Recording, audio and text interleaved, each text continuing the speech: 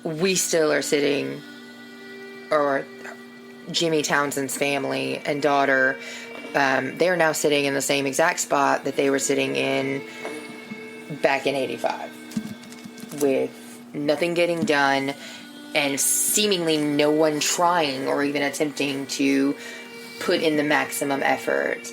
And in my mind, this case seems absolutely solvable. Of all the cold cases and things that you come across, this one seems like it would be the most readily solved if it just takes someone, that one person that's willing to step up and say something.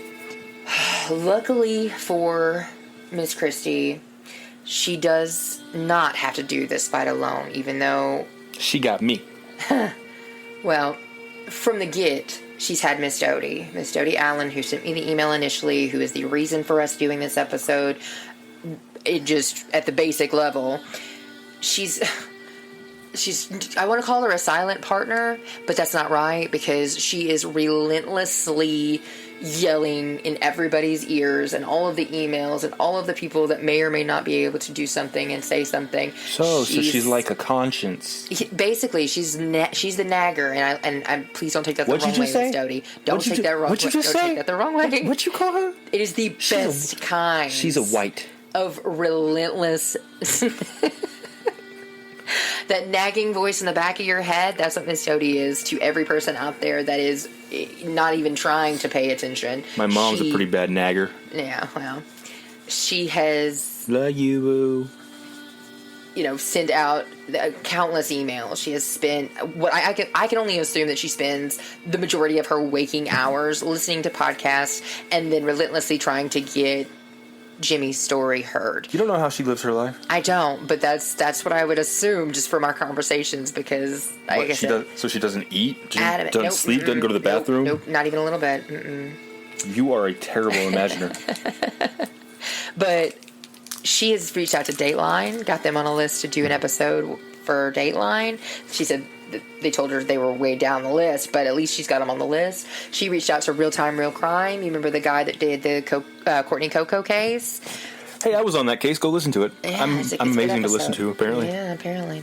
But when they reached out to him, he said, get the FOIA and come back to me. So once you get the record or whatever the police have, bring it back to me, and we'll go from there. So Christie's already working on that. We're going to see how that turns out. We're going to cross our fingers and hope. Both Christie and Doty are wonderfully delightful women who just want justice. And 35 years, guys. Over 35 years. Most cold cases that you have that are over 35 years old don't have a snowball's chance. This one seems so simple. And I don't mean simple in like, oh, well, we just go arrest the guy. No, I mean like a little bit of effort. The most minimal effort and gumption, that willingness to actually follow the information instead of just letting it sit and not have to be that person. It's your job to be that person, first and foremost. And that police department, that district attorney's office, they owe this family the consideration to at least follow through and give it an actual try and effort to get it solved and get it finished, because that's all they're asking for. Now, when I was talking earlier about Jimmy's parents, Mr. James and Miss Gail, her first name was Rita, but she went by Gail. He was their only child, and Miss Gail never recovered. She never bounced back. She had... I mean, I can only imagine losing your only child and losing them in such a brutal way, and then having that defeated, overwhelming, suffocating feeling that nobody wants to help you, that you hear all of the rumors in this town that everybody knows who did it, but they're just not going to arrest him because they're related to this one or that one. And that has to be defeating. That has to feel hopeless. And yeah, I'm kind of sad. I'm never going to have parents as awesome as I did. Say that again? Yeah, confused now, aren't you? A little bit. It's a thinker. She's not going to get it because it's a thinker. Yeah, I'm just not going to try. But see, this is exactly what's happening with the case. Exactly. Roasted. Yeah. But according to Miss Christie, that she had never recovered. She was literally going into the hood, according to Christie, and putting herself in a position of, well, I may not come back out of here, but somebody's going to talk to me. Putting herself in the most dangerous positions just to try to find out who it was and to get somebody to say and tell her who killed her baby. And Christie, after her dad died, because she was only about a month, I think she was a month and a couple days old when he passed away, or when he was murdered brutally. And her mother, who was 16, like we said, she wasn't prepared, as most 16-year-olds aren't. And at 11 months, she was actually adopted by a wonderful family. But, as she got older, she was curious and wanted to know about her dad. And she actually got back in contact with her grandma, Gail, who she called Mama. And Mama only wanted her to know the good things. She didn't often talk to her about the case, if at all, although she had all of the newspaper articles or whatever she had in her, or, she kept track of everything. But after a certain point, she just kind of gave up. And according to Christie, they did eventually file civil suits against the Monroe PD, Ouachita Parish, and the Civic Center, the Monroe Civic Center, where they held the fair at. And eventually, I think they ended up settling, but it was only after they took the sheriff's department off of the suit, and then they settled. And according to Christie and the digging that she's done, she's not even able to find that record, even though she knows it was a thing, because she had a trust that was in her name, because her biological mother actually filed a suit on her behalf as well for damages for the loss of her father, and she can't find any record of it.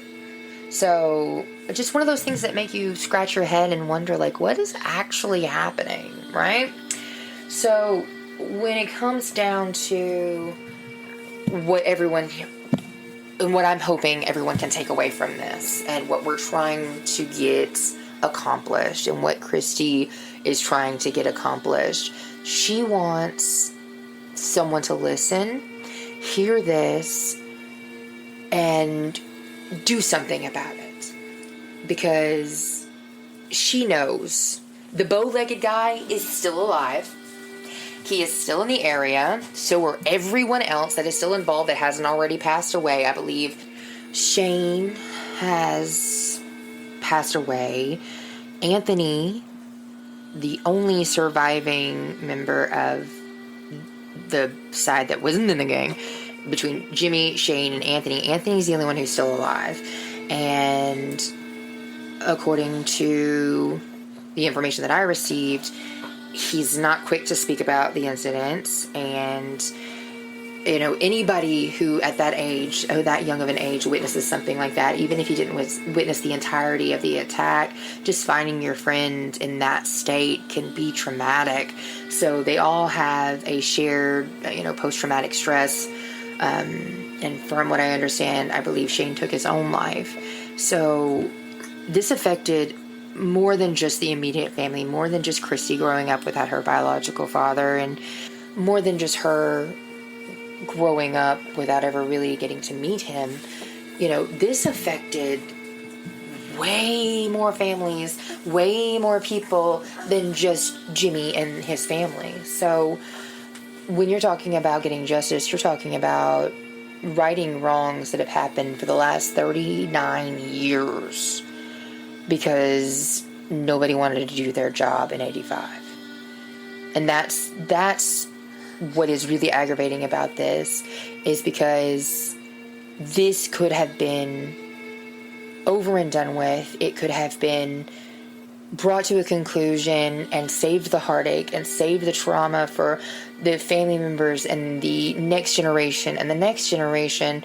It's just, there could have been an ending. There could have been, it's never going to bring him back, but at least it's going to keep this from becoming the next generation's trauma. And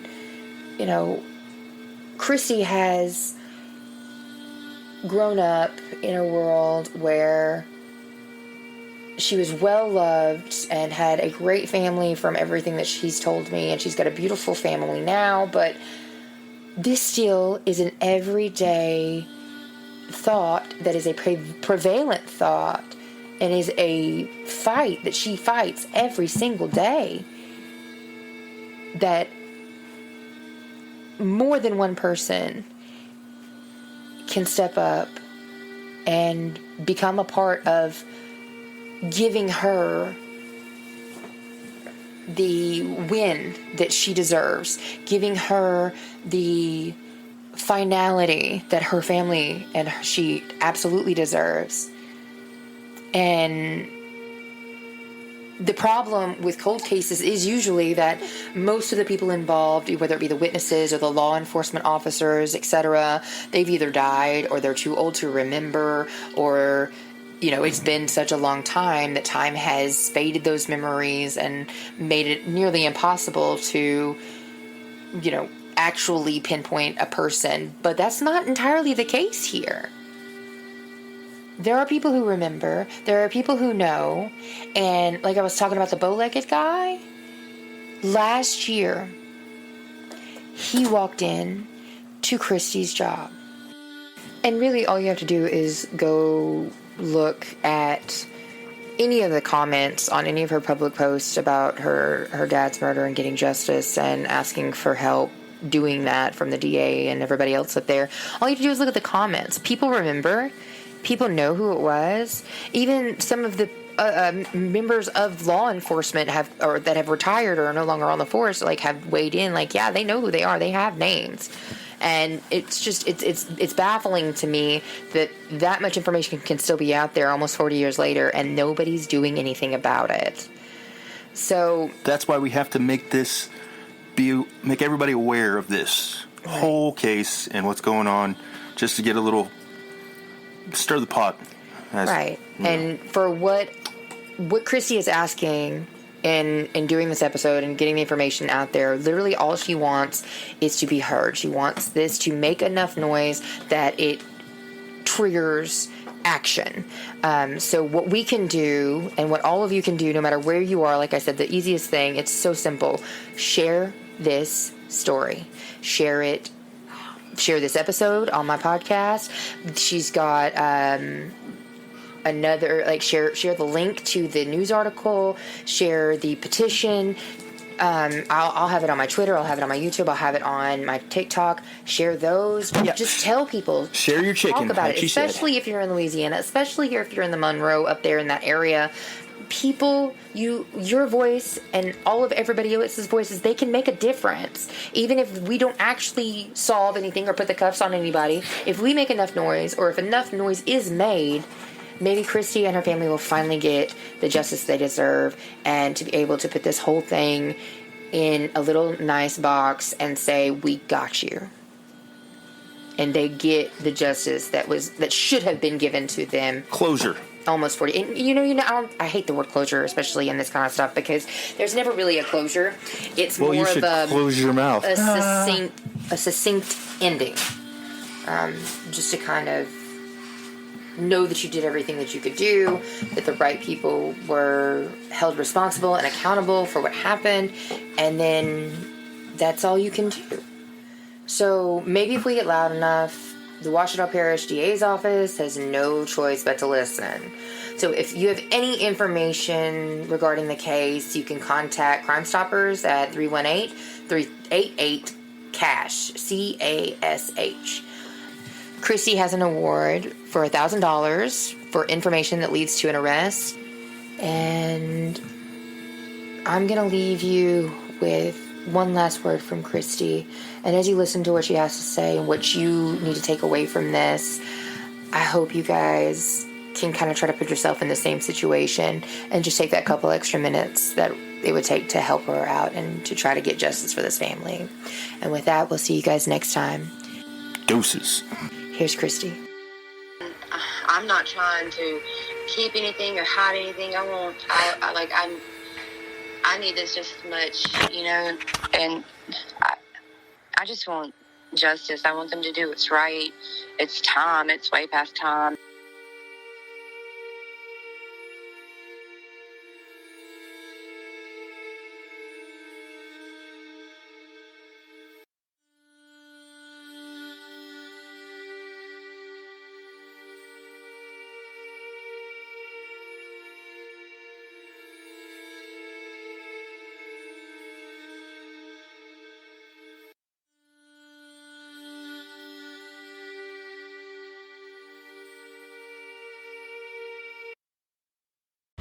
This has been an Elf Audio production.